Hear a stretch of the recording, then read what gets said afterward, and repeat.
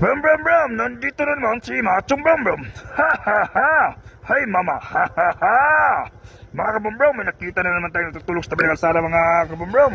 Bigyan na naman natin ito ng pagkain, let's go! Punta tayo sa KFC mga kabum-brum para bumili ng pagkain para ibigay doon sa natutulog sa tabi ng kalsada. Natulong na naman tayo ngayong gabi mga kabum-brum doon sa natutulog sa tabi ng kalsada. Kabigay na naman tayo ng pagkain at saka pera mga kabum-brum.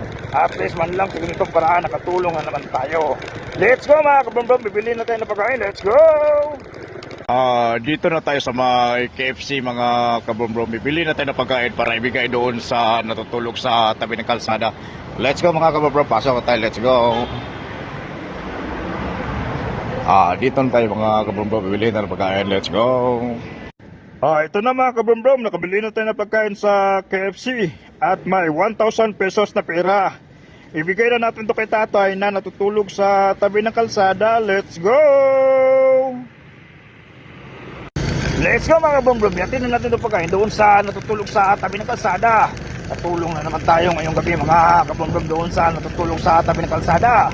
Kabigay na naman tayo ng pagkain at saka pera mga kabum-brum. At least man lang sa ganitong paraan nakatulong na naman tayo. At may napasaya na naman tayo ngayong gabi mga kabum-brum doon sa natutulog sa tabi ng kalsada. Gising niya mamayang ubang may pagkain siya at may pera siya. Sa ganitong paraan natulungan natin siya mga kabum-brum. Let's go mga kabum-brum, yatin na natin itong pagkain, let's go! Nandun sa tatay mga kabum-brum, lapitan natin para ibigay itong pagkain KFC at saka 1,000 pesos na pera. Let's go, lapitan natin mga kabum-brum. Nandito siya mga kabum-brum, lapitan natin. Bigay natin itong pagkain.